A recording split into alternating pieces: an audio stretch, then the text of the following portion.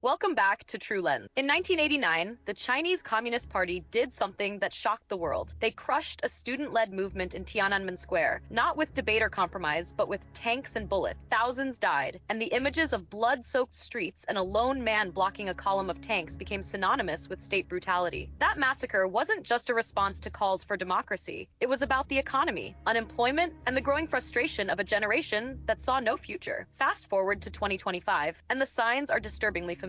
Back then, Deng Xiaoping's economic reforms dismantled the job guarantees students had once received. Suddenly, graduates had to compete in a so-called meritocracy riddled with nepotism. Corruption flourished, job prospects collapsed. And when a generation of educated youth realized they had no place in this new system, they took to the street. Today, China is again teetering on a precipice. Youth unemployment is exploding. For many recent graduates, job hunting has become a brutal ritual of rejection. Government figures last put youth unemployment at 21.3% in June 2023, then promptly stopped releasing the numbers. The logic was Orwellian. If you don't measure the problem, it doesn't exist. But the silence hasn't hidden the truth. The unofficial indicators are damning. In 2024, university graduate employment rates fell to 55.5%. Nearly half of all graduates could not secure jobs. That's not a dip, that's a collapse. Tariffs, especially those imposed by the United States, have deepened the wound. China's economy, heavily reliant on exports, has lost its momentum. State-owned enterprises, once seen as rock-solid employers, are now shedding entire departments. One graduate described being blindsided when told to find a new job within 30 days after years of loyal work. Even those lucky enough to land jobs face crushing realities. In cities like Tianjin, some graduates work 12-hour shifts for as little as 3,000 yuan a month. That's not a career, that's economic survival. And when the system fails both the ambitious and the hardworking, desperation spreads. The real estate sector is imploding. In cities where these graduates hope to build lives, housing markets are frozen, not because prices are high, but because no one has money. Government directives not to criticize the market don't change the fact the people are broke. This crisis isn't confined to numbers or graph. It's bleeding into the culture. One story reveals how far-reaching this anxiety has become. A young woman, a liberal arts graduate from the class of 2025, submitted 8,000 job applications, not one success. She attended every job fair, won awards, participated in government-sponsored projects, and still came up empty-handed. Today, she can't sleep, avoids her parents out of shame, and shares her despair anonymously online. She's not alone. In response to this growing anxiety, students found unconventional outlets. In late 2024, tens of thousands began a bizarre trend: nighttime cycling marathons to a city called Kaifeng, all for dumpling. On the surface, it seemed innocent, but beneath it, the government saw something more dangerous: organization, mobilization, and potential protest. Authorities cracked down, bike lanes were closed, campus restrictions tightened, and media tried to reshape the narrative. But the fear was palpable. The regime isn't scared of dumpling, it's scared of youth movements that echo 1989. Meanwhile, the Chinese government insists everything is fine. They announced 5.4% GDP growth recently, above expectation, but the numbers don't add up. Tax revenue, which should increase with GDP, actually fell by 3.5%. This is not a rounding error. It's evidence of fabrication. Real economic activity is slowing. The regime just doesn't want to admit it. It's the same pattern: silence the dissent, censor the data, control the narrative. But the underlying crisis is real, and history has shown that when a generation of youth has nothing to lose, the consequences can be unpredictable. The story of youth unemployment in China is no longer just a domestic issue. It's a litmus test for the integrity of the Chinese economy, and increasingly, the stability of the regime itself. In 2025, the symptoms aren't just visible, they're erupting into public consciousness through desperation, migration, and open disillusionment. When you see a master's graduate send out 8,000 applications and still come up empty, it's not a minor blip in the labor market, it's a breakdown. One of the lesser-known developments in this crisis is how China's universities are quietly altering their public messaging. Placement rates are no longer advertised on banners at graduation ceremonies. Several institutions have even stopped releasing annual employment data altogether. Off-the-record comments by university staff suggest that they've been directed to minimize reputational damage, an unspoken nod to government pressure. In private, administrators admit that even the top-tier institutions are struggling to place more than 60% of graduates into full-time positions. Meanwhile, the government's strategy is increasingly divorced from economic reality. Local municipalities have been tasked with launching short-term vocational training programs, crash courses meant to absorb jobless graduates into trade and tech sectors. But the irony is stark. These programs are underfunded and oversubscribed. In some regions, more people are applying to teach digital marketing than there are actual companies hiring those skills. The result? A black market for certificates. We've found evidence of under-the-table sales of completion certificates for these job readiness programs. At 800 to 1,200 yuan a piece, the fake documents don't get anyone a job, but they do provide temporary protection from family pressure or local residency restrictions, a paper shield in a collapsing system. Then there's the gig economy, which the government has long held up as a flexible solution to rigid employment. But this has now turned into a pressure valve that's running dangerously hot. In cities like Chengdu, Hangzhou, and Guangzhou, food delivery and ride-hailing apps are becoming saturated with overqualified graduates. One major platform admitted in leaked internal documents that applications from recent university graduates to become drivers increased by over 300%